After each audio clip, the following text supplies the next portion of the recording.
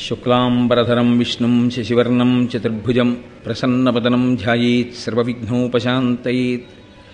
గురుర్బ్రహ్మా గురుర్విష్ణుః గురుర్దేవో మహేశ్వరః గురుః సాక్షాత్ పరబ్రహ్మ తస్మై శ్రీగురవై నమః. వ్యాసాయ విష్ణురూపాయ వ్యాసరూపాయ విష్ణవే నమో వై బ్రహ్మనిధయే వాసిష్ఠాయ నమో నమః. కూజంతం రామ రామీతి మధురం మధురాక్షరం ఆరుహ్య కవితాశాఖాం వందే వాల్మీకికోకిలం. శ్రుతిస్మృతిపురాణానాం ఆలయం కరుణాలయం నమామి భగవత్పాదశంకరం లోకశంకరం.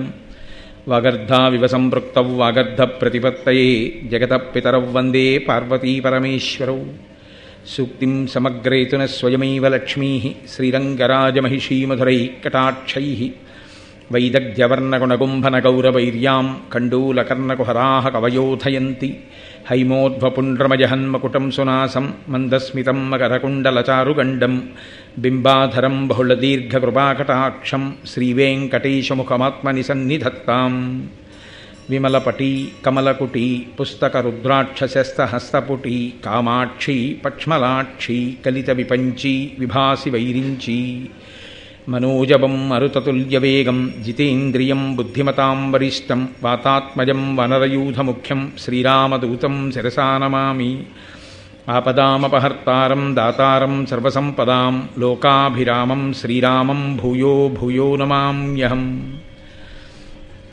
నారాయణం నమస్కృత్య నరం చైవ నరోత్తమం దేవీం సరస్వతీం వ్యాసం తతో జయముదీరయేత్. హరి ఓం. పరమేశ్వర స్వరూపమైన సభకు నమస్కారం.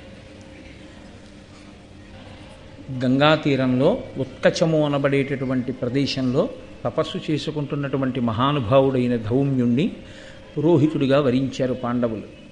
ఆయన వారికి పురోహితుడిగా ఉండడానికి అంగీకరించిన పిదప వారు అక్కడ ఉండేటటువంటి బ్రాహ్మణులందరితో కలిసి అక్కడ పాంచాల రాజ్యంలో కాంపిల్య నగరంలో రాజధాని నగరంలో ద్రౌపదీదేవి యొక్క స్వయంవరం జరుగుతోంది. ఆ స్వయంవరానికి వాళ్ళు కూడా వెడుతున్నారు. బ్రాహ్మణులు గుంపులు గుంపులుగా బయలుదేరి వెడుతున్నారు. బ్రాహ్మణులు ఎందుకు స్వయంవరానికి? వాళ్ళకేం అవసరం ఉంటుంది? ఆమె క్షత్రియ కన్య కాబట్టి అక్కడ పెట్టినటువంటిదా సామాన్యమైన విషయం కాదు. ఆవిడ ఏదో పోనీ స్ఫురద్రూపిగా ఆవిడికి ఆకర్షణీయంగా కనపడినటువంటి వారి మెడలో మాల వేస్తుందనుకుందామా అంటే అక్కడ ఉన్న పరిస్థితి అది కాదు. మత్స్యయంత్రాన్ని కొట్టాలి. మత్స్యయంత్రాన్ని ఎవరు కొడతారో వారి మెడలోనే ఆమె మాల వేస్తుంది. కాబట్టి అక్కడ ఒక షరతు విధింపబడి ఉన్నది. బ్రాహ్మణుడు ధనస్సు పట్టుకుని బాణప్రయోగం చేయడం అనేటటువంటిది సంభవమయ్యే విషయం కాదు సాధారణంగా. అది క్షత్రియులకు మాత్రమే సంబంధించిన విద్య. కాబట్టి ఎందరో రాజులు అక్కడికి వచ్చి ఉంటారు. మరి బ్రాహ్మణులు ఎందుకు ఎడుతున్నట్టు? నన్నయ్య గారి యొక్క గొప్పతనం అంతా అక్కడే ఉంది. వాళ్ళు మాట్లాడుకుంటున్న మాటల చేత బ్రాహ్మణులు ఎందుకు ఎడుతున్నారో చెప్పించారు. అక్కడికి ధర్మమునందు అనురక్తి కలిగినటువంటి రాజుల సమూహములు చాలా వస్తాయి. ఎందరో రాజులు వస్తారు. వాళ్ళు వైదిక నిష్ట కలిగినటువంటి వారు, తపశ్శక్తి కలిగినటువంటి బ్రాహ్మణులకు విశేషమైనటువంటి దానములు ఇస్తారు. కాబట్టి ఆ దానములను స్వీకరించడం కోసమని ఈ బ్రాహ్మణ సమూహాలన్నీ వెడుతున్నాయి. వెడుతూ ఈ పంచపాండవుల్ని కూడా చూశారు ఆ బ్రాహ్మణులు. వాళ్ళు ఏమనుకుంటున్నారంటే ఈ ఐదుగురు కూడా బ్రాహ్మణ కుమారులే అనుకుంటున్నారు. అప్పటికి కూడా ఇంకా పాండవులు వారి యొక్క యథార్థమైన స్వరూపాన్ని ప్రకటనము చేసి ఉండలేదు. కాబట్టి బ్రాహ్మణ కుమారులే అనుకుని వెడుతూ, కానీ వాళ్ళ యొక్క తపశ్శక్తి అటువంటిది, వాళ్ళ యొక్క అనుష్ఠాన బలం అటువంటిది. వాళ్ళ నోటి వెంట ఎందుకు వచ్చిందో ఆ వెడుతున్న బ్రాహ్మణుల సమూహములు ఈ పాండవులలో అర్జునుడిని చూసి వాళ్ళు ఒక మాట అన్నారు. ఆయన నల్ల కలువల కాంతితో ఉంటాడు. ద్రౌపదీదేవి నల్ల కలువల కాంతితోటే ఉంటుంది. వాళ్ళన్నారు, మీ ఎంది కృష్ణు ఉదంసాయుత భుజం చూచి తాన హర్షముతోడన్ తోయజముఖి వరించును మా ఎరిగిన కార్యమిది సమంజస బుద్ధిన్ అన్నారు. వాడు మేము తెలుసుకున్నంత వరకు, మాకు అర్థమైనంత వరకు, మాకు తోచిన విషయాన్ని మేము చెప్తున్నాం. ఇది మాకు ఈశ్వర ప్రచోదనంగా అనిపించింది ఈ మాట. దాన్ని మేము అంటున్నాం. మీ యందు అంటే మీ ఐదుగురులో నల్లగా ఉన్నాడే, కృష్ణ శబ్దాన్ని దేనికేస్తారంటే నల్లనివాడు అని. నల్లగా ఉన్నటువంటి ఈయన్ని చూసి ఆ తోయజముఖి, ఆ పద్మము వంటి ముఖము కలిగినటువంటి ద్రౌపదీదేవి వరిస్తుంది అని మేము అనుకుంటున్నాం. అంత అందంగా ఉన్నాడు ఈ పిల్లాడు అని వాళ్ళు ఈయనతో అన్నారు, మనకి మహాభారతంలో ఉన్నటువంటి గమ్మత్తు ఏమిటంటే ఒకే పేరుతో చాలామంది ఉంటుంటారు. ఒక్క జనమేజయుడన్న పేరుతో చాలామంది ఉన్నారు. కృష్ణ అన్న పేరు కలిగిన వాళ్ళు 3 ఉన్నారు. అసలు కృష్ణ అని పేరు కలిగినటువంటి ఈ 3 మహాభారతంలో కొన్ని లక్షల మంది తెగటారిపోవడానికి కారకులు. కృష్ణ ఒకటి కృష్ణుడికి పేరు, కృష్ణ ద్రౌపదీదేవికి పేరు. ఎందుకంటే ఆమె యజ్ఞకుండంలోంచి ఆవిర్భవించింది. నల్ల కలువల కాంతితో ఉంటుంది కాబట్టి ఆమెని కృష్ణ అని పిలిచారు. అశరీరవాణి బ్రాహ్మణులు ఆమెకి నామకరణం చేసే సమయంలో ఆమెకి పెట్టినటువంటి పేరు మిగిలినటువంటి పేరు, ఆవిడ్ని మనం లోకంలో ఏమని పిలుస్తుంటామో అటువంటి పేరుతోటి బ్రాహ్మణులు నామకరణం చేశారు. ద్రుపద మహారాజు గారి కూతురు కాబట్టి ఆవిడికి ద్రౌపది అని పేరు వచ్చింది. అసలు తండ్రి గారు పెట్టుకున్న పేరు, అశరీరవాణి పలికిన పేరు కృష్ణ. కాబట్టి ఆ కృష్ణ అన్న పేరుతో ద్రౌపదీదేవి ఉంది, కృష్ణ అన్న పేరుతో అర్జునుడు ఉన్నాడు. అందుకే విరాట పర్వంలో చెప్పుకున్నప్పుడు తన దశనామములు చెప్తే అర్జున పల్గుణ పార్థ కిరీటి శ్వేతవాహన బీభత్సు విజయకృష్ణ సవ్యసాచి ధనంజయ అని విజయ కృష్ణ అని ఆ 10 నామాల్లో తన పేరు అది కూడా చెప్పుకుంటాడు ఆయన. కాబట్టి అర్జునుడికి కృష్ణ అన్న పేరుంది, ద్రౌపదీదేవికి కృష్ణ అన్న పేరుంది, కృష్ణుడికి కృష్ణ అన్న పేరుంది. ఈ కృష్ణత్రయం ఏదైతే ఉందో ఇది మహాభారతంలో చాలా గొప్ప పాత్ర పోషించారు. ఈ త్రయం రాక్షస సంహారమునందు భూదేవి యొక్క పాపభారమును తగ్గించుట యందు వాళ్ళు చాలా విశేషమైనటువంటి పాత్ర పోషించిన వారు.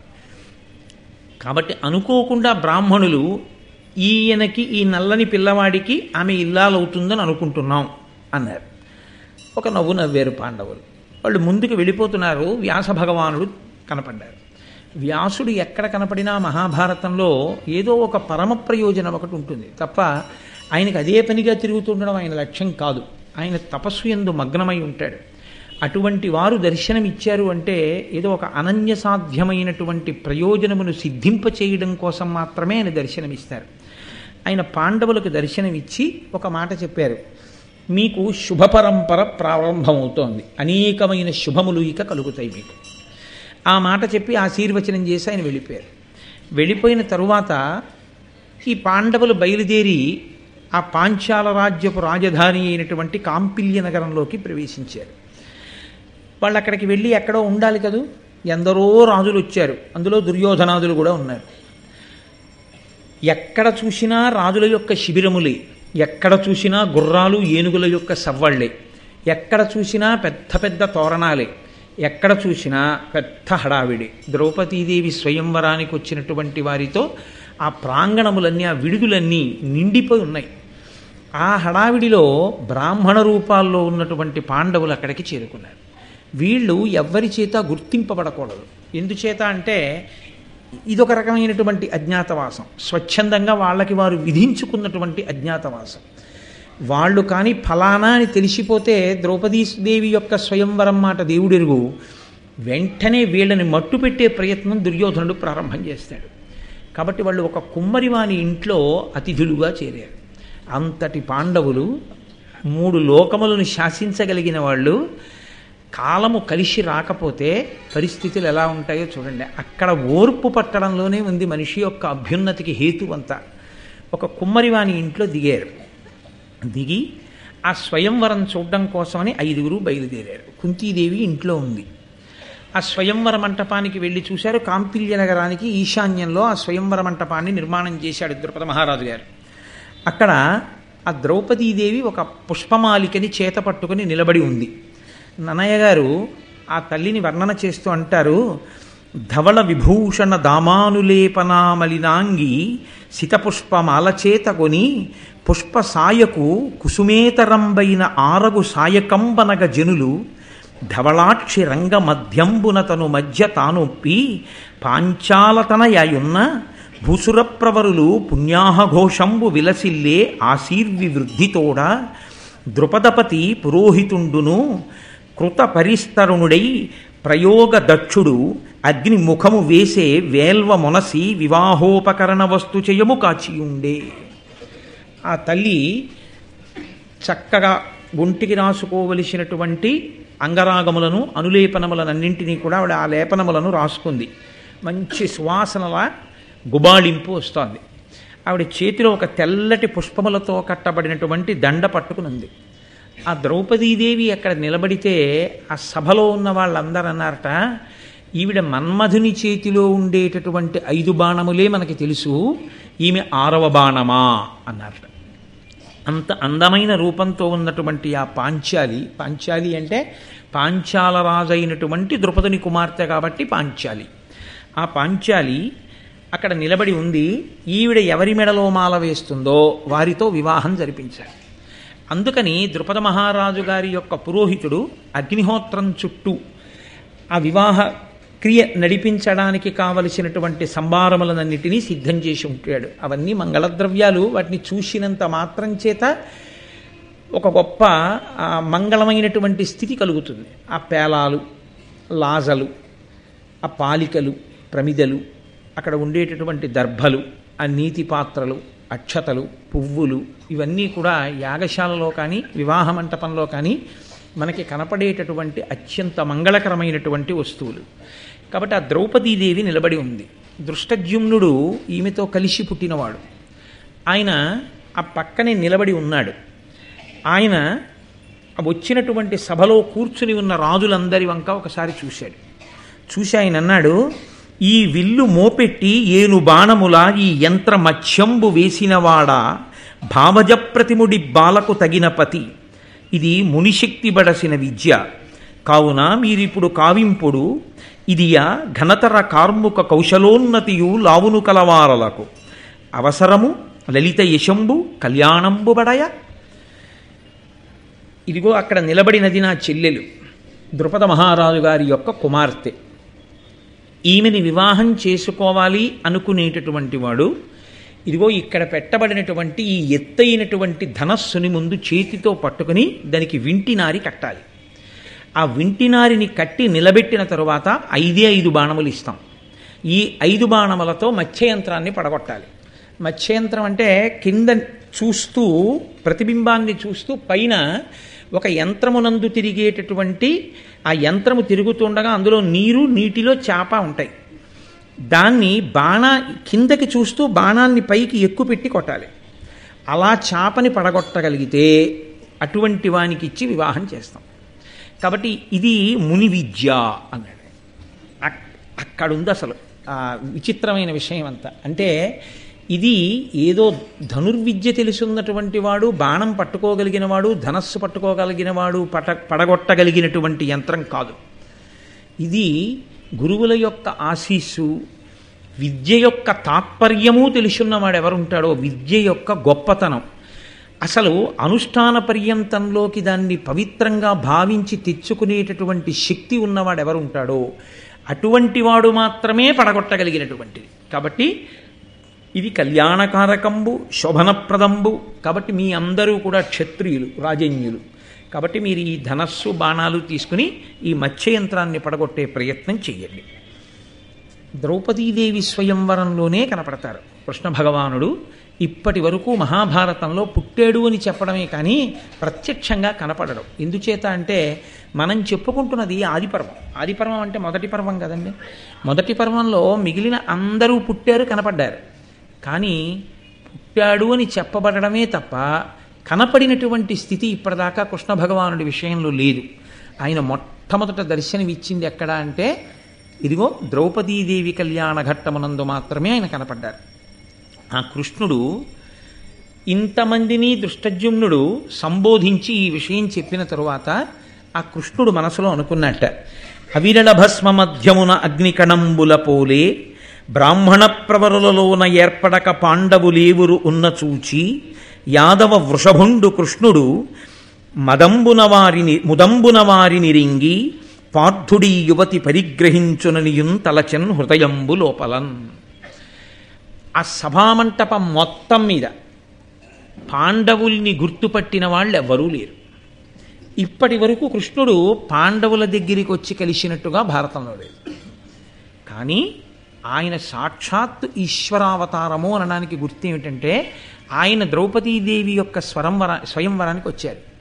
కానీ ఆయన ఆ ధనస్సు ఎక్కుపెట్టింది లేదు. ఆయనతో వచ్చినటువంటి వంశాల వాళ్ళని ఎక్కువ పెట్టమని చెప్పింది లేదు. సరికదా, ఎక్కువ పెట్టవద్దు, మీరు ఆ ప్రయత్నము చెయ్యవద్దు అని చెప్పాడు ఆయన. ఆయన ఆజ్ఞకి లోబడి యదు, వృష్టి, భోజ, అంధక వంశములకు చెందినటువంటి వారందరూ కూడా అసలు ఆ ధనస్సుని ఎక్కుపెట్టే ప్రయత్నమే చేయలేదు.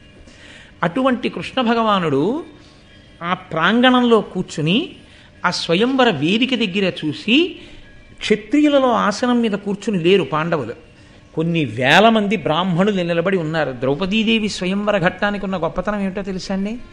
ఎవరి మెడలో వరమాల వేస్తుందో అయోనిజ ఆవిడ. అసలు ఈమెకి భర్త కాబోయేవాడు ఎక్కడున్నాడు, ఎందుచేత వచ్చిందో తెలుసా అండి ఉత్కంఠ? ద్రుపదుడి సంకల్పం ఏమిటి యజ్ఞం చేసినప్పుడు? అర్జునుడికి భార్య కావలసినటువంటి పిల్ల పుట్టాలి అని. ఇప్పుడు ఆ పిల్ల పుట్టింది.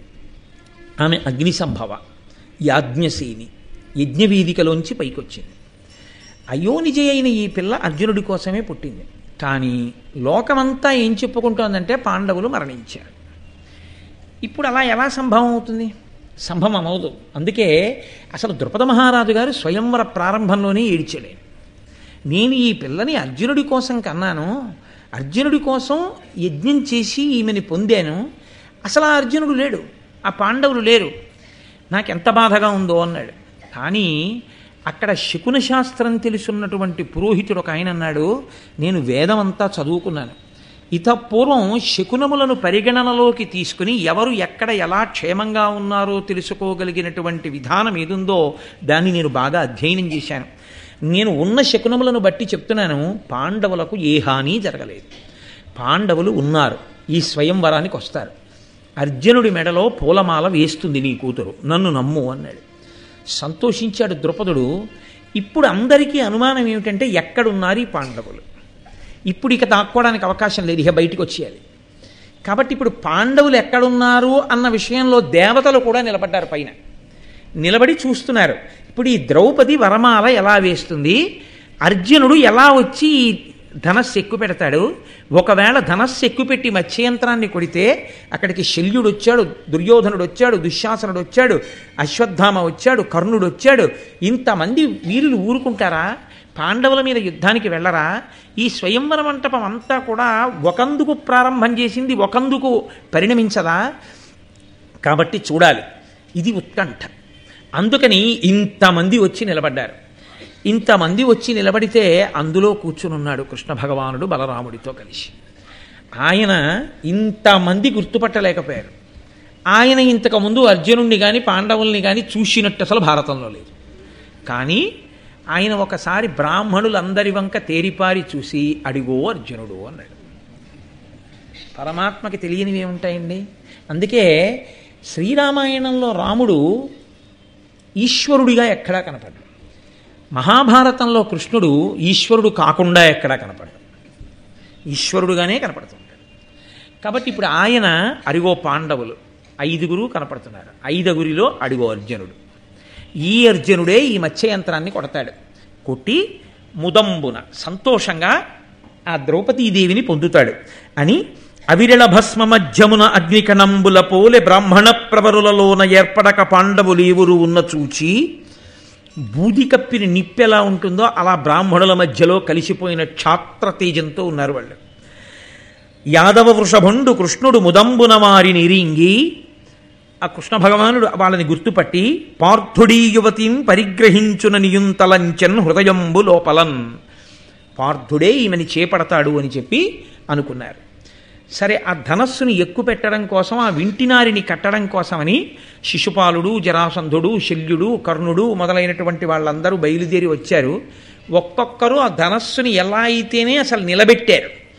ఎందుచేత అంటే ఆ ధనస్సును నిలబెట్టడం అనేటటువంటి ప్రక్రియ అంత తేలికైన విషయం ఏం కాదు. శ్రీరామాయణం బాలకాండలో కూడా సీతాకళ్యాణ ఘట్టంలో ఆ ధనస్సే కదూ.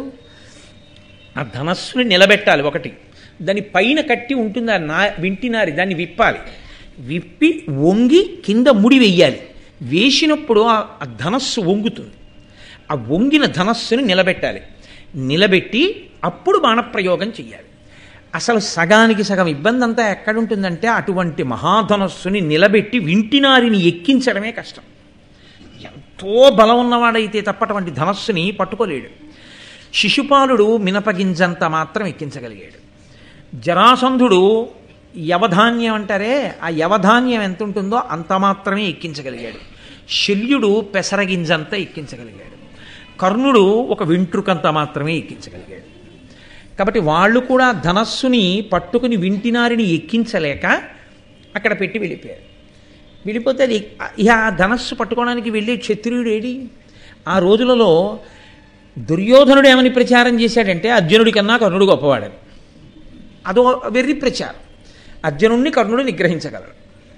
ఆయన దృష్టికోణం ఏమిటంటే ఎప్పుడూ అర్జునుడిని కర్ణుడు చంపేస్తాడు, భీముడిని చంపేస్తే చాలు, అదొక్కటే ఆలోచిస్తూ ఉంటాడు ఆయన.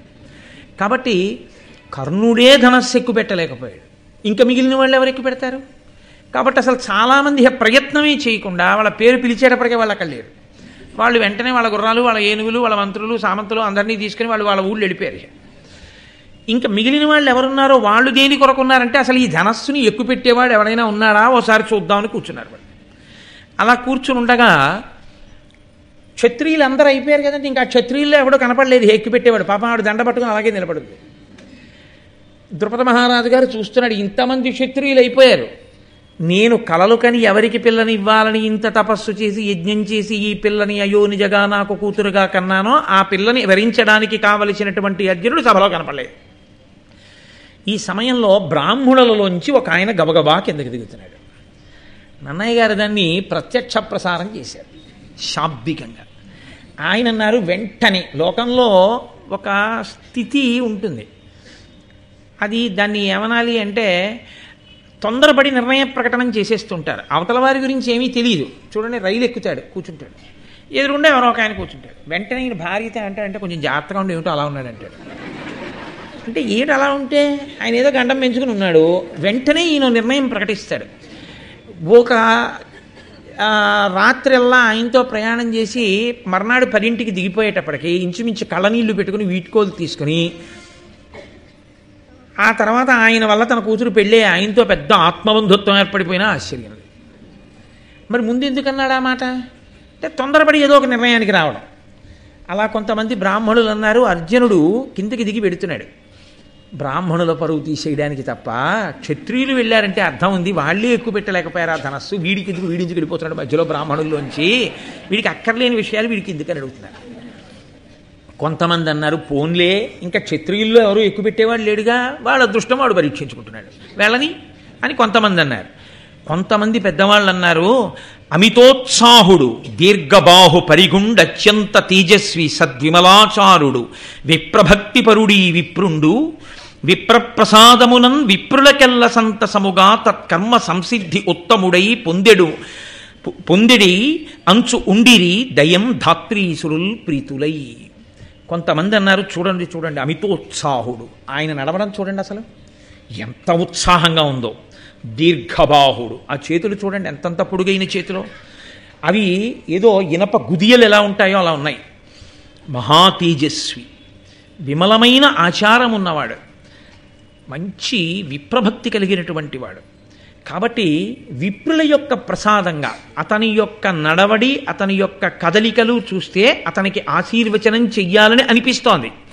కాబట్టి విప్రప్రసాదంబునన్ ఈ బ్రాహ్మణుల యొక్క ఆశీర్వచన కారణం చేత సంతసముగా చక్కగా సంతోషంగా ఇతను తత్కర్మ సంసిద్ధి ఉత్తముడై పొందెడు, ఏ పని మీద పెడుతున్నాడో ఆ పని యొక్క ఫలితాన్ని పొంది తీరుతాడు అంటూ వాళ్ళందరూ ఈయన్ని ఆశీర్వచనం చేశారు.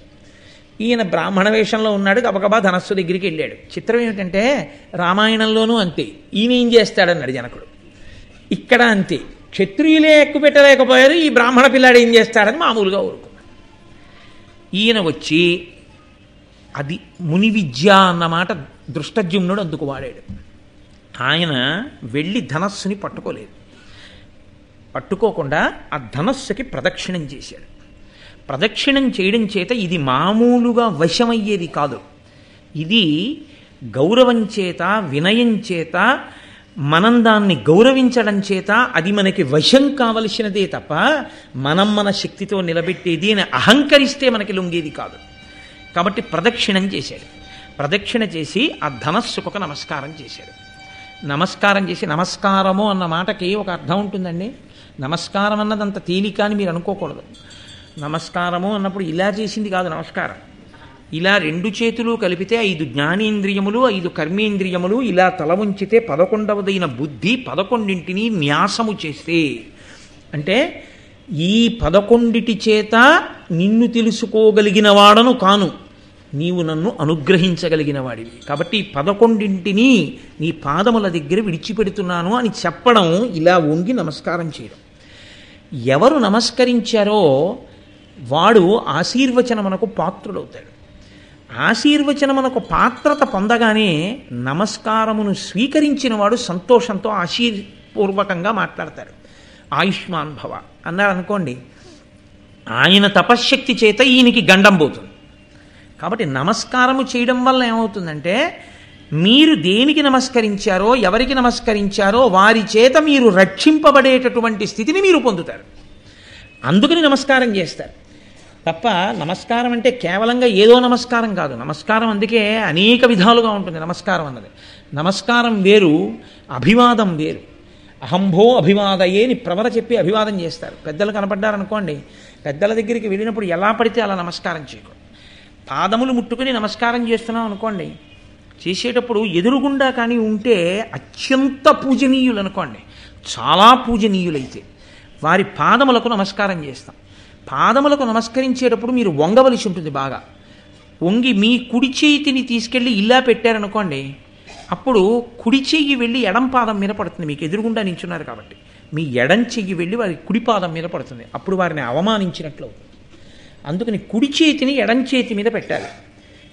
ఎడం చెయ్యి ఇలా రాకూడదు. ఈ కుడి చేతిని ఎడం చేతి మీదకి పెడతారు. పెడితే ఈ కుడి చెయ్యి వెళ్ళి ఎడం చేతి మీద ఉండి ఇలా ముట్టుకుంటే వారి కుడి పాదం మీద కుడి చెయ్యి, ఎడం పాదం మీద ఎడం చెయ్యి పడుతుంది. అంటే మీ పూజనీయతని గ్రహించిన వాడన. కాబట్టి మీరు నన్ను సర్వదా రక్షింతురుగాక. అప్పుడు వారు ఆయుష్మాన్ భవ, సర్వత్ర విజయోస్తు. మా గురువుగారు అయితే శివో రక్షతు అంటుంటారు.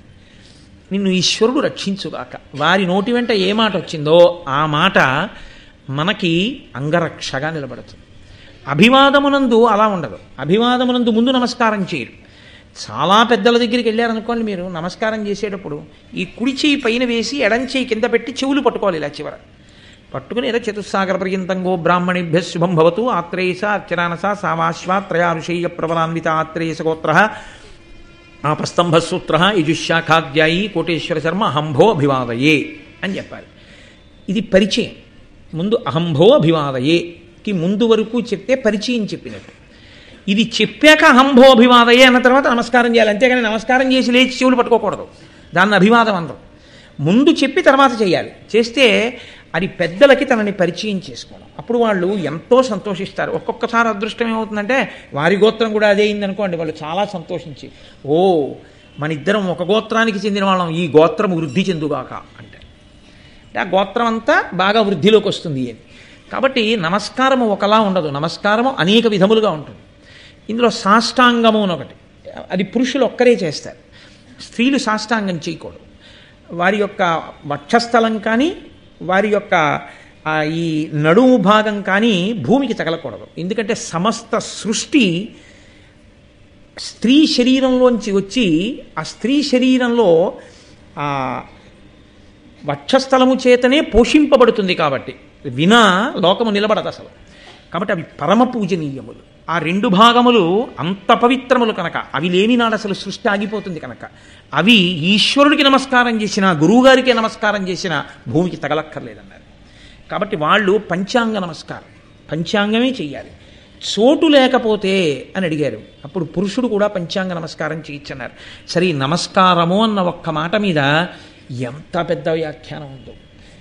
అథవా మనం తెలుసుకోవలసింది ఒక్కటే, నమస్కారము చేశారు అన్నప్పుడు మీరు గ్రహించవలసిన విషయం ఏమిటంటే, మీరు అవతల వారి యొక్క ఆధిక్యతను అంగీకరించి వారి ఆశీర్వచనము వలన మీరు రక్షింపబడతాను అని మీరు నమ్మారు అని గుర్తు.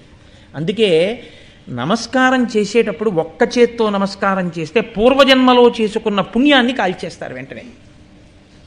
అందుకే ఒక చేత్తో నమస్కారం ఈ దేశంలో లేదు, అది వేరొక చోటి సంస్కృతి.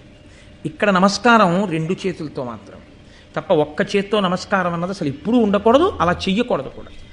కాబట్టి ఆయన మహానుభావుడు కనుక అర్జునుడు ఆ ధనస్సుకి నమస్కారం చేశాడు. అంటే ముని విద్య దాని యొక్క శక్తి ఏమిటో, ఆ ధనస్సుని ఆవహించి ఉన్న శక్తి యొక్క అనుగ్రహాన్ని పొందుతున్నాడు.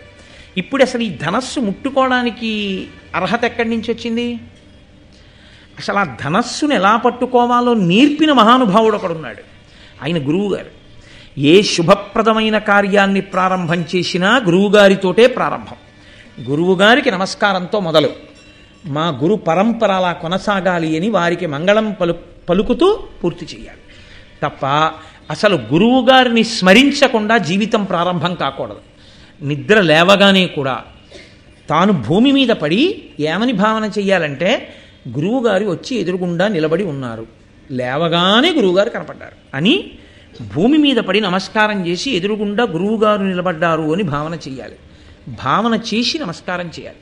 శృంగగిరికి పీఠాధిపత్యం ఇప్పుడు వహిస్తున్నటువంటి మహాపురుషుడు, గొప్ప వేదాంతి, గొప్ప తపశ్చక్రవర్తి భారతీతీర్థస్వామి వారు బ్రహ్మచారిగా ఉండగా వారి గురువుగారు విద్యాభినవ సరస్వతీ స్వామి వారు, ఆయన గురువుగారిగా ఉన్నప్పుడు ఈయన శిష్యుడిగా వేరే ఓ చిన్న గదిలో ఉండి చదువుకుంటూ ఉండేవారు. తెల్లవారుజామున ఖచ్చితంగా 3 అయ్యేటప్పటికి లేచేవారు.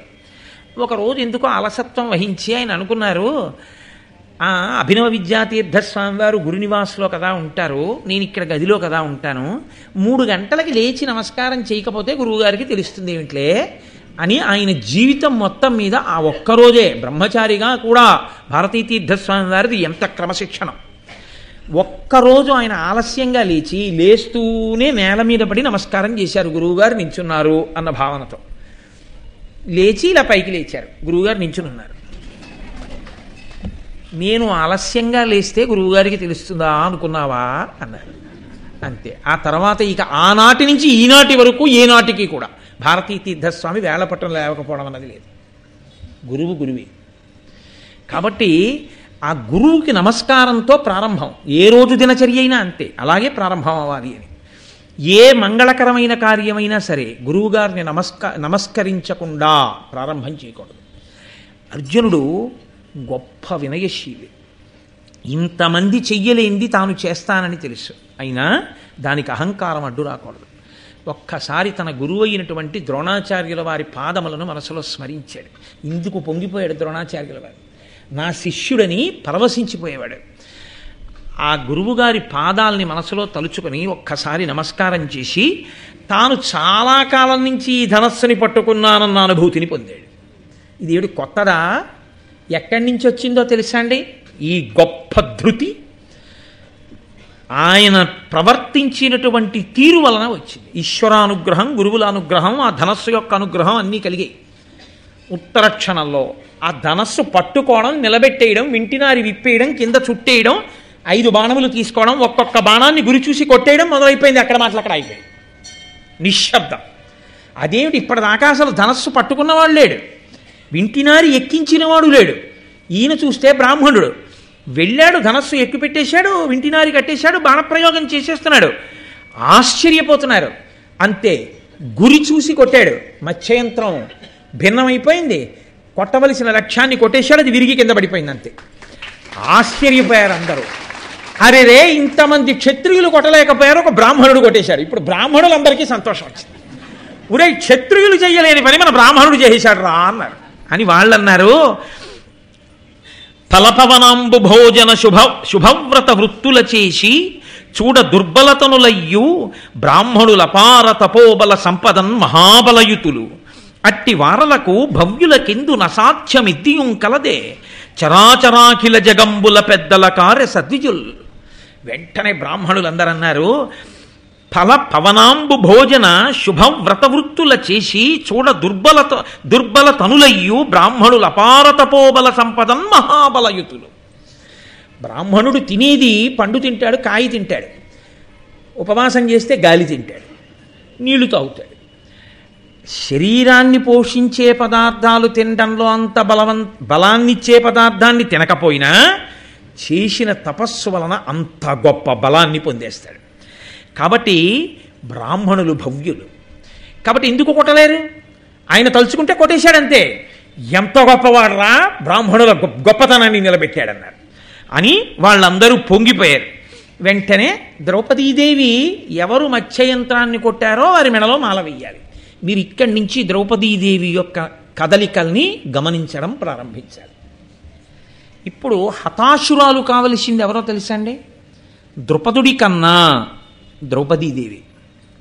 ఎందుచేత? అనుకున్న అల్లుడు రాలేదు, ద్రుపదుడికి నిర్ధారణ అయిపోయింది. అసలు క్షత్రియుడు కాడు, బ్రాహ్మణుల్లోంచి కదా వచ్చాడు. అర్జునుడు బ్రాహ్మణుడు కాడు. కాబట్టి అర్జునుడు వచ్చి మత్స్యయంత్రాన్ని కొట్టలేదు. నిరుత్సాహపడిపోవలసిన వాడు ఎవరు? ద్రుపదుడు. అంతకన్నా ఎక్కువ నిరుత్సాహాన్ని ఎవరు పొందాలో తెలుసా అండి? అయోనిజనై పుట్టి దృష్టద్యుమ్నుడికి చెల్లెలనయ్యుండి ద్రుపద మహారాజు గారికి కూతురునయ్యుండి పుట్టుకతోనే యవ్వనాన్ని పొందిన దాననయ్యుండి ఇంత అందగత్తెనయ్యుండి ఇంతమంది రాజాధిరాజులు తమకి ఇల్లాల్ని చేసుకోవాలని ప్రయత్నిస్తే కాదని ఆయవారం చేసుకుని 4 ఇళ్లక ముందుకెళ్ళి భిక్షాటనం చేసుకునే ఒక బ్రాహ్మణుడికి ఇల్లాలినయ్యారు. ఆవిడ కిన్నురాలు కావలసింది. ఆవిడ అలా అవలేదు. మా నాన్నగారు ఇలా నిర్ణయించారు, ఈశ్వరుడు అలా నిర్ణయించాడు. ఎవరు మత్స్యయంత్రాన్ని కొట్టారో ఆయన నా భర్త. భర్త అనగానే దైవం. కాబట్టి నాకు దైవము ఈ రూపంలోనే సాక్షాత్కరించాడు. కాబట్టి ఆమె మనసులో ఇంకొక రకమైన భావన లేదు. ఆమె వెంటనే వరమాల చేత పట్టుకుని వెళ్ళిపోయి ధరణీశనందనుల్దన్నతి ప్రీతితో చూచుచునుండంగ సుందరాంగి తోయజ దళనేత్ర ద్రుపద రాజాత్మజ కమనీయ గజరాజ గమనలీల చనుతించి సురరాజ సన్నిభు అభినవ యవ్వనోద్భాసితు అసిత రత్న రుచిరాంగు అంగజరూపు ధనంజయు తన చేతి సిత పుష్ప దామకమున బొలతి ముదముతోడ పూజించే అట్టి ఉత్సవము చూచి దాని సైపకపుడు కౌరవేంద్రుడాదిగా గల భూపతులెల్ల అలిగి కలయ నేపురేగి. ఆవిడ వెంటనే దగ్గరగా వచ్చి చూసింది ఆయన్ని. ఏ మామూలు బ్రాహ్మణుళ్ళ లేడు ఆయన, ఏదో ఏ చేతకాని వాళ్ళ ఏం కనపట్టం లేదు. ధరణీశనందనుల్ తన్నతి ప్రీతితో చూచుచునుండంగ సుందరాంగి తోయజదల నేత్ర ద్రుపద రాజాత్మజ కమనీయ గజరాజ గమనలీల చనుదించి. రాజులందరూ ఇప్పటికీ తమకంతో చూస్తున్నారు ఆవిడ వంక. మత్స్యయంత్రం కొట్టలేకపోయినా ఇది ఆవిడ్ని జీవితాంతం వెంటాడింది అని మీరు గుర్తుపెట్టుకోవాలి. ఎందుకు వేశారో తెలుసా అండి అన్నయ్య గారు? అర్థం పర్థం లేని వర్ణనలు చేయడానికి కాదు. ఇది పురుష బలహీనత. తనకి యోగ్యత ఉన్నా లేకపోయినా అందమైన వనిత కనపడితే కామించడం. అందరికీ వర్తించకపోవచ్చు. కొందరు మహాత్ములు ఉంటారు, ఆవిడ అందగత్య కాదా అనవసరం, తన ఇల్లాలు కాదు. కాబట్టి ఆమె యందు కామాక్షిని మాత్రమే చూడగలిగినటువంటి సౌజన్యమూర్తులు మహాపురుషులు కొందరు ఉంటారు. నేను వాళ్ళని ఈ గాట కట్టి నేను మాట్లాడటలేదు. కానీ సాధారణంగా పురుష బలహీనత ఇది ద్రౌపదీదేవి జీవితాంతం ఆవిడ్ని శాసించింది. నన్నయ్య గారు ఏదైనా చెప్తే ఒక సందేశాన్ని ఇస్తారు. భారతం ఒక సందేశాన్ని ఇవ్వడానికి వచ్చింది. మత్స్యయంత్రాన్ని ఒకడు కొట్టాడు. ఆయన అర్జునుడో కాదో తర్వాత విషయం. ఆమె ఆయనకి ఇల్లాలైపోయింది అక్కడ ఉన్న నిబంధన ప్రకారం. ఇప్పుడు వీళ్ళు తమకంతో చూస్తే ఆవిడికి వచ్చిన నష్టం లేదు, ఆవిడలో మార్పు లేదు. పాడైపోయిన వాడు ఎవడంటే చూడకూడని చూపు చూసినవాడు వాడు పాడైపోతున్నాడు. వాడు రాజు అయితే ఎవడకు కావాలి, చక్రవర్తి అయితే ఎవడకు కావాలి. కాబట్టి చూడకూడని చూపు వాళ్ళందరూ చూస్తున్నారు ఆవిడ వంక. ఎందుకని ఆవిడ కదిలింది. ఇప్పటి వరకు ఆవిడ నిలబడి ఉండగా చూశారు, ఇప్పుడు ఆవిడ నడుస్తుంటే చూసి పొంగిపోతున్నారు. ఆవిడ వెళ్ళి అర్జునుడి వంక చూసింది. అమ్మ పుష్పమాల వేద్దామని. ఆయన ఎలా ఉన్నాడు? సురరాజ సన్నిభు. వెంటనే నన్నయ్య గారు మొదటి విశేషణం వేశారు. ఇంద్రుడిలా ఆత్మావై పుత్రనామాసి. ఇంద్రుడి కొడుకు అర్జునుడు ఇంద్రుడిలాగే ఉన్నాడు. తేజస్సు దాచితే ఎక్కడ దాగుతుందండి? కృష్ణుడు చెప్పాలని బూది కప్పిన నిప్పు అన్నాడు. అంతటి తేజోమూర్తి అయి ఆయన ఉన్నాడు. కాబట్టి ఆ సురరాజ సన్నిభు అభినవ యవ్వనోద్భాసితు, మంచి నవయవ్వనంలో ఉన్నటువంటి వాడు. అసిత రత్న రుచిరాంగు, ఇంద్రనీలమణి ఎలా ఉంటుందో అటువంటి నల్లటి కాంతితో వెలిగిపోతున్నవాడు. అంగజరూపు, మన్మధుడా అన్నట్టుగా ఉన్నవాడు. ధనంజయు, ఆ అర్జునుణ్ణి తన చేతిలో ఉన్నటువంటి పుష్పమాల తీసి ఆయన మెడలో వేసి పూజించగానే ఆవిడ బానే ఉంది, ఆయన బానే ఉన్నాడు, నేనే అర్జునుడిని ద్రౌపది కంగారు పడకని ఆయన అనలేదు, నువ్వు అర్జునుడు కావున ఆవిడనలేదు, ఆవిడ ముఖంలో మార్పు లేదు, అర్జునుడు యథార్థాన్ని చెప్పకపోయినా సంతోషంగా ఉన్నా ఆయన పెద్ద ప్రకటన ఏమీ చెయ్యలేదు. కానీ తొందరపడిపోయి వెర్రికేకలు మొదలుపెట్టిన వాడు ఎవరంటే దుర్యోధనుడు. వాడి బ్రతుకంతా అసూయే, ఎక్కడా చేసేది ఏమీ ఉండదు, కానీ ఎప్పుడూ అసూయే, ప్రతిదానికి అసూయే. తాను ధనస్సు ఎక్కువ పెట్టలేకపోయాడు, ఎక్కువ పెట్టినవాడు ఓడున్నాడు, గౌరవించి వెళ్ళిపోలేదు. కానీ ఆయన ఇక్కడ ప్రారంభమైందండి. నేను మీకు తర్వాత ఆఖరణ సమన్వయం చేసేటప్పుడు చెప్తాను. అందుకొచ్చింది ఆవిడ అవతారమూర్తి అయోనిజ. ఇక్కడ వాడి అసూయ ప్రారంభమైంది ద్రౌపదీదేవి విషయంలో. ఆవిడ తీసుకెళ్ళి అర్జునుడి మెడలో పుష్పమాల వెయ్యగానే దాని సైపకపుడు అది ఒప్పుకోలేదు. ఒప్పుకోకుండా కౌరవేంద్రుడాదిగా గల భూపతులెల్ల అలిగి దుర్యోధనుడు మొదలైనటువంటి రాజులందరూ చాలా కోపం తెచ్చుకొని అత్త మీద కోపం దుత్త మీద చూపించారంటారు చూసారా. ద్రౌపదీ స్వయంవర ఘట్టం ఎన్ని మార్పులు చెందింది అనుకున్నారు?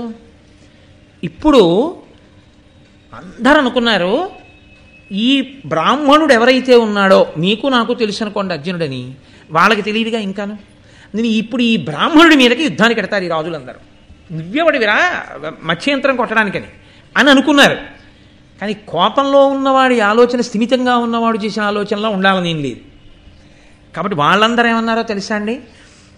ఏల రాబని చెన్ మహీషుల నెల్ల చుట్టమపోలే మున్నేల సత్కృతి చేపే ఇందరా ఇమ్మహారథులుండగా ఏల కన్యకనిచ్చే విప్రునకిందునేడు శఠుండు పాంచాలుడు ఇప్పుడు వీనిని నిర్గత సత్తు చేయుదమాజిలోన్. వాళ్ళన్నారు, ఇంతమంది మహావీరులు ఉన్నామా, ఇంతమందిని మనకు ఆహ్వానాలు పంపించాడా, మనందరం వచ్చామా, ఎదురొచ్చి స్వాగతం చెప్పాడా, చుట్టాలని చూసినట్టు విడిదిచ్చాడా, మనందరినీ కూర్చోబెట్టాడా, తీరా మత్స్యయంత్రం కొట్టమని మనం కొట్టలేకపోతే ఓ బ్రాహ్మణ కుమారుడు కొడితే వాడికి మెళ్ళో వేసేయి అంటాడా? వాడేదో మత్స్యయంత్రం కొట్టాడు అనుకోండి, అంత చులకన వాళ్ళకి, వాడేదో కొట్టాడు ఆయన మెళ్ళో మాలేసింది, అది సరే. అసలు పాంచాలరాజు ఏం చేస్తున్నాడు? క్షత్రియుల్ని పిలిచి బ్రాహ్మణుడు వేస్తుంటే ఊరుకోవడం ఏమిటండి? మన అవమానించడం కాదా ఇదంతాను?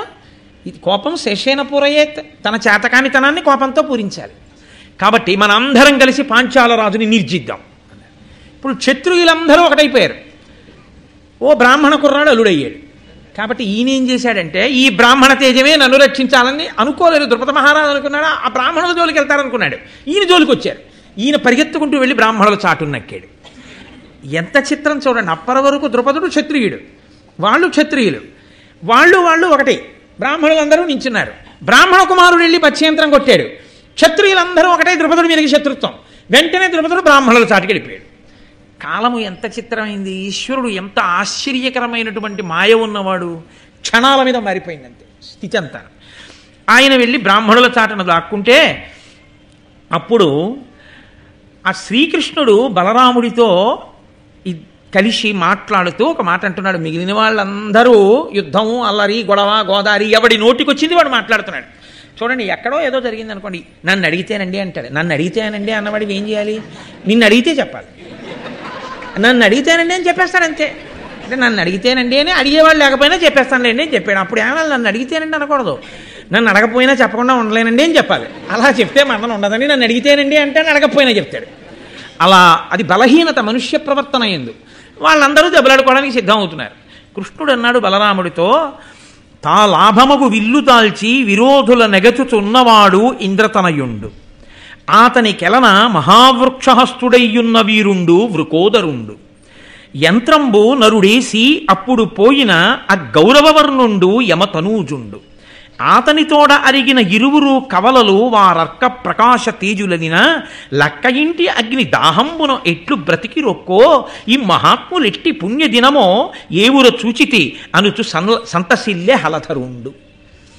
కృష్ణుడు అన్నాడు బలరాముడితోటి, చూశావా, అదిగో ఆ చేతిలో ధనస్సు పట్టుకుని మత్స్యయంత్రాన్ని కొట్టడమే కాకుండా ఆ ద్రుపద మహారాజు జోలికి వెడదామనుకున్నటువంటి క్షత్రియులందరినీ కూడా నిగ్రహించడానికి, బాణప్రయోగం చేయడానికి సిద్ధపడుతున్నాడే, ఆయనే అర్జునుడు. అదిగో అర్జునుడికి బాసటగా గబగబా బయటికి వెళ్ళి ఓ పెద్ద చెట్టు ఒకటి పీకి చేత్తో పట్టుకుని లోపలికి వస్తున్నాడే, అతనే వృకోదరుండు భీముడు. ఇప్పటి వరకు ఇక్కడుండి అర్జునుడు భీముడు యుద్ధం చేయడం మొదలెట్టగానే వెళ్ళిపోతున్న వాళ్ళు ఉన్నారే, ఆ పచ్చటి రంగువాడు అతనే ధర్మరాజు. అతని వెంట వెళ్ళిపోయారే ఇద్దరు, వాళ్లే నకుల సహదేవులు. కాబట్టి అన్నయ్య వాళ్ళు పాండవులు. ఆ మత్స్యయంత్రాన్ని కొట్టినవాడు అర్జునుడు. అంటే బలరాముడు అన్నాడు, లక్క ఇంట అగ్ని దాహంబున నిట్లు బ్రతికి రొక్కో. లక్క ఇంట్లో కాల్చేశారని కదూ అందరు అంటున్నారు. ఈ మహాత్ములు లక్క ఇంటిలో పెట్టి కాల్చేస్తే ఎలా బతికారా?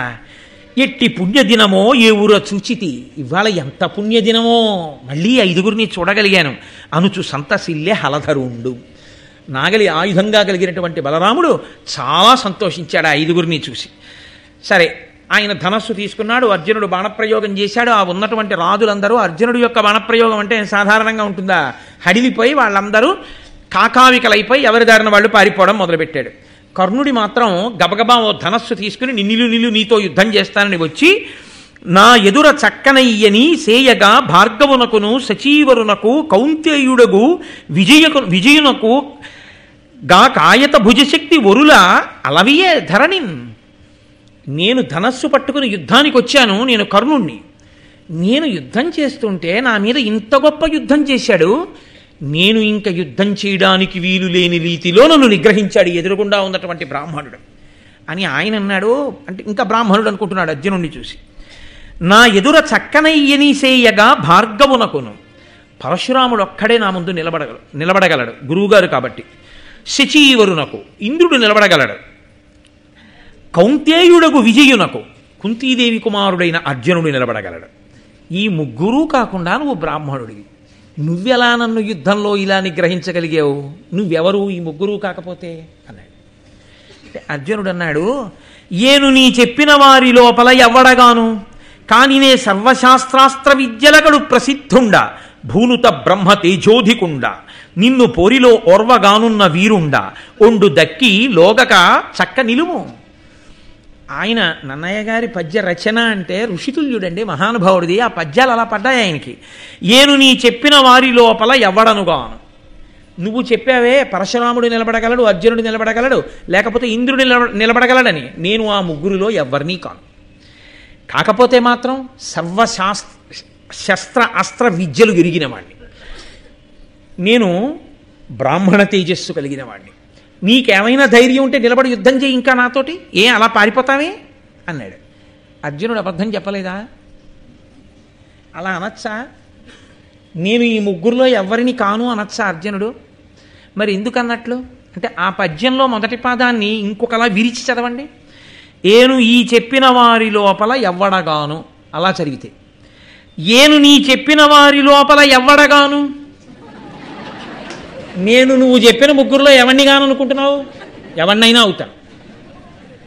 పద్యం ఎలా మీరు తిప్పితే అలా తిరుగుతుంది పద్యం. కాబట్టి ఇప్పుడు అర్జునుడు అబద్ధం ఎక్కడ ఆడాడు? ఆడలేదు. అలా చదివితే ఆడాడు అనుకుంటారు, ఇలా చదివితే ఆడలేదని అందులోనే అర్థం ఉంది. అర్థం చేసుకోకపోవడం కర్ణుడి తప్ప చెప్పడంలో అర్జునుడు అబద్ధం ఆడాడని చెప్పడానికి వీలేదు. చెప్పాడా చెప్పలేదా అంటే చెప్పలేదు, చెప్పాడు. అర్థం చేసుకునేవాడు ఔన్నత్యాన్ని బట్టి ఉంటుంది. కాబట్టి ఇప్పుడు ఆ కర్ణుడు కూడా ఓడిపోయి వెళ్ళిపోతే ఈ మిగిలిన రాజులు ఎవరో ఇంకా కొంతమంది కోపం తొందరగా తగ్గని వీరులు ఉంటారు కదండి, వాళ్ళు లేచి ఇంకా ఏదో యుద్ధం చేయాలని ఏదో ప్రయత్నం. అసలు ఇతనెవరు ముందు తెలుసుకోవాలి. ఇంతమంది గెలవలేనిది ఈయన ఒక్కడు ఎలా గెలిచేస్తున్నాడు, ఈయన ఎలా కొట్టేశాడు మత్స్యంత్రం, కనీసం ఈయన కులం గోత్రం పేరు ఇవి మనకి తెలియద్దా? అడగండి. ఏదో వాళ్ళ నోటికి వచ్చిన వాళ్ళు మొదలుపెట్టారు. కృష్ణుడు లేచి అన్నాడు. కృష్ణుడు ఆదుకోవడం అన్నది ద్రౌపదీదేవి యొక్క స్వయంవరం దగ్గర నుంచే ప్రారంభం. ఇంకా ఆయన ఎక్కడ కనబడ్డాడో అక్కడి నుంచే రక్షణ మొదలు. ఆయన అన్నాడు, పరులకు దుష్కరంబైన భాసుర కార్యము చేసి తత్స్వయంవరమున పత్నిగా బడసి వారి రుహాయత నేత్ర కృష్ణ ఈ ధరణి సురాన్వయోత్తముండు ధర్మవిధిం చెపుడయ్యా ఇంక ఎవ్వరికి జన్నే వీని అనవద్య పరాక్రమం ఆక్రమింపగన్. కృష్ణుడు అన్నాడు, పరులు ఎవ్వరూ చెయ్యలేనటువంటి దుష్కరమైనటువంటి కార్యాన్ని ఈయన చేశాడు. పరులకు దుష్కరంబైన భాసుర కార్యము చేసి ఎవ్వరూ చేయలేని పని ఆ బ్రాహ్మణుడు చేసేశాడు. తత్స్యేయం పరమున పత్నిగా పడసే వారిరుహాయత నేత్ర కృష్ణ ఈ ధరణి సురాన్వయోత్తముడు ధర్మవిధిన్. ఆ మత్స్యయంత్రం ఉందే, ఆ మత్స్యయంత్రాన్ని ఎలా మిషపెట్టారో, ఎలా నిబంధన విధించారో ఆ నిబంధన ప్రకారమే పడగొట్టి ధర్మవిధిలో ఆ పిల్లని పెళ్ళాడాడు, ఆ పిల్లని పొందాడు, మెడలో వరమాల వేయించుకున్నాడు. ఇప్పుడు మత్స్యయంత్రం కొట్టి పెళ్ళాడా లేదా అనేటటువంటిదే ప్రధానమైన విషయం. మన వరకు ఏమిటి చూడాలి? అతను మత్స్యయంత్రం కొట్టకుండా ఆ పిల్లని చేసుకుంటే మనం అడ్డుపడాలి. మత్స్యయంత్రం కొట్టాడుగా, ఇంకా మీకు నాకు ఎందుకు? ఇప్పుడు ఈ ప్రశ్న ఎవరయ్యాలంటే ద్రుపదుడు అయ్యాలి. అయ్యా, నువ్వు మత్స్యయంత్రం కొట్టావు, నువ్వు బ్రాహ్మణుడు కదా, నువ్వు ఎవరసలు అని అడగవలసిన వాడు ఆయన. ఆయనకి లేని విషయాలు మీకెందుకు? పోనీ మీరెవరైనా ఓడించగలరా? మీ అందరిలోకి పెద్దవాడని చెప్పుకున్నవాడెవడున్నాడో ఆ కర్ణుడే వెళ్ళిపోయాడు ఓడిపోయి. ఇంకా మీకెందుకు ఈ ప్రశ్నలన్నీ అక్కర్లేనివి? కాబట్టి మనకు అక్కర్లేని విషయాల్లోకి మనం వెళ్ళక్కర్లేదు, పదండి బయలుదేరదాం అన్నాడు. ఈ మాటకి జవాబు చెప్పలేక వీళ్ళందరూ బయలుదేరి వెళ్ళిపోయారు. కానీ ఈ ద్రౌపదీ స్వయంవరంలో భీమార్జునులు మాత్రమే అక్కడ నిలబడ్డారు. ఆ పెరికి తీసుకొచ్చిన చెట్టుతో అక్కడ ఉన్న రాజులందరినీ మర్దించినవాడు భీమసేనుడు కాదు, శల్యుడు భీముడితో యుద్ధం చేశాడు. ఆ శల్యుడు కూడా నేను ధనస్సు ఎక్కువ పెట్టలేకపోయాను, మత్స్యంత్రం కొట్టలేకపోయానన్న అక్కసు కడుపులో ఉండిపోయి భీముడితో యుద్ధం చేశాడు, కానీ భీముడిని గుర్తుపట్టలేకపోయాడు. చెట్టుతో కొట్టి మోది కింద పడేసి ఓడించి వదిలిపెట్టాడు శల్యుణ్ణి. భీమార్జునులు ఇద్దరే యుద్ధం చేస్తే ధర్మరాజు నకుల సహదేవులతో కలిసి ఇంటికి వెళ్ళిపోయాడు. అక్కడ కుంతీదేవి అప్పటికే చాలా ఆలస్యం అయిపోయింది. ఆ స్వయంవరానికి వెళ్ళిన వాళ్ళు 5 తిరిగి రాలేదు. ఆవిడ మనసులో బెంగ పెట్టుకుంది. ఇంకా ధర్మజుడు నకుల సహదేవులు కూడా రాని కారణం చేత కుందిన ద్రౌపది ఉత్సవ సందర్శనోత్సుకులైపోయి కడు పెద్ద ప్రొద్దయ్యే కొడుకులేల మసలిరో కౌరవల్ విసువక వైరంబు కావించు పాప స్వభావులు ఎరిగి క్రందున చంపిరో అందుల కేవురు లీలతో ఒక్కట నేల అరిగి అవ్యయుండయిన వేదవ్యాసువచనంబు నిక్కంబు కాకుండు నొక్కో వీల్పులారా భూసురేషులారా మీ శరణంబా కాని యొండు గతియుగాక నాకు శరణమగుడు సుతుల కరుణతో రక్షింపుడనుచు కుంచి వగచి వనరుచుండే. ఆవిడ పాపం మనసులో కుందుతోంది. అయ్యో, స్వయంవరోత్సవాన్ని చూస్తామని చెప్పి నా పిల్లలందరూ వెళ్ళారు, చాలా పొద్దుపోయింది, ఇప్పటికి తిరిగి రాలేదు. ఆ కౌరవులు పాపస్వభావులు 5 వెళ్ళడం చూసి పాండవుల్ని గుర్తుపట్టి నిష్కారణంగా ధర్మాన్ని పక్కన పెట్టి చంపేశారో, లేకపోతే ఏదైనా ఆపదొచ్చిందో మహానుభావుడైనటువంటి వేదవ్యాసుడు మీకు శుభపరంపర ప్రారంభమవుతుందని ఆశీర్వచనం చేశాడు. కాబట్టి ఆయన ఆశీర్వచనం నాకిప్పుడు అండగా నిలబడాలి. నేను సమస్త బ్రాహ్మణులకు దేవతలకు నమస్కారం చేస్తున్నాను, శరణాగతి చేస్తున్నాను, నా బిడ్డలు రక్షింపబడుగాక అని ఆవిడ అంటూ ఉండగా ఆ ధర్మరాజు గారు నకుల సహదేవులతో లోపలికి వచ్చాడు. ఏరి భీమార్జనులు అని అడిగింది. భీమార్జనులమ్మ అదిగో అక్కడ ఇంకా స్వయంవర మంటపంలో ఉన్నారు, వచ్చేస్తున్నారు అని చెప్పాడు. అప్పటికి ద్రౌపదీదేవి నీ స్వయంవరంలో మత్స్యయంత్రాన్ని కొట్టి అర్జునుడు గెలుచుకున్నాడని కానీ, అర్జునుడి మెడలో ద్రౌపదీదేవి వరమాల వేసిందని కానీ, ఆ అర్జునుడు భీముడితో కలిసి ద్రౌపదిని కూడా తీసుకుని ఇంటికి వస్తాడని కానీ ధర్మరాజు గారు అనలేదు. వెనక భీముడు, అర్జునుడు, ద్రౌపది మెడలో వరమాల వేసేసింది కదండి. ద్రౌపది సహితుడై భీమార్జునులిద్దరూ ఇంటికి వచ్చారు. అది ఏమంత పెద్ద ఇల్లు, అదో కుమ్మరి ఇల్లు. అది ఆ ఇంటి లోపలికి వస్తూ ప్రతిరోజు లోపలికి ఎలా వస్తారో అలాగే అర్జునుడు లోపలికి వచ్చి కుంతీదేవితో ఒక మాట అన్నాడు. అమ్మా, ఇవాళ ఒక భిక్ష తెచ్చాను అన్నాడు. ఆవిడంది 5 ఉపయోగించండి. ఆయన దృష్టిలో ఆయన తెచ్చిన భిక్ష ద్రౌపదీదేవి. ఆవిడనుకుంది సామాన్యమైన భిక్ష తెచ్చారు అనుకుని అది 5 తింటారు. మనం రోజు చూస్తున్నాం కదా, అందుకని మనం రోజు చూస్తున్నామంటే భారతంలో వింటున్నామని నా ఉద్దేశం. కాబట్టి మీ 5 ఉపయోగించండి అదే మాట మాట్లాడింది. ఇప్పుడు లోపలికి ద్రౌపదీదేవి వచ్చింది. ఆవిడ వంక చూసింది. అమ్మా, స్వయంవరంలో గెలుచుకున్నానమ్మా, వరమాల వేసింది, ఈమెనే నేను భిక్ష అన్నాను. ఆవిడ అవాక్కైపోయింది. అరేరే, నా నోటి వెంట ఇప్పటి వరకు అమృతము రాలేదు, నా నోటి వెంట ఏది వచ్చిందో అది సత్యము కాకపోవడం అన్నది లేదు. నా మాట అసత్యమా లేకపోతే నేను పలికినది సత్యము కాకుండా పోతుందా? ఎందుకు వచ్చింది నా నోటంటే ఈ మాట ఇవ్వాల? ఎంత తమాషా చూడండి. ధర్మరాజు గారు చెప్పలేదు. అర్జునుడు ఏమని చెప్పాలి? అమ్మ మత్స్యంత్రం కొట్టి పిల్లని తెచ్చాననాలి. ఆ మాట అనలేదు. భిక్ష తెచ్చానన్నాడు. 5 ఉపయోగించండి అన్నాను. ఇప్పుడు ఈ తన్వి తోడ్కొని నీ తమ్ములిరువురు ప్రీతి ఏతించి ఈ భిక్ష యొప్పగునుమని నాకు చెప్పినను ఏ ఊరు ఉపయోగింపుడంటి నా యుక్తి తొల్లి అనృతమున్నండు కాదనగా మీరెప్పుడూ మద్వచనాతిక్రమంబు సేయరు ఇది లోకంబున లేనియది ఏమి సేయంగనగు అని చింతాకులాత్మయైన తల్లి నూరార్చి వాసవతనయు చూచి పార్థ నీ చేత పడయంగబడిన దీని అగ్ని సన్నిధి పాణిగ్రహణంబు నీవు చేయుమన ధర్మజునకు జిష్ణుడనియే.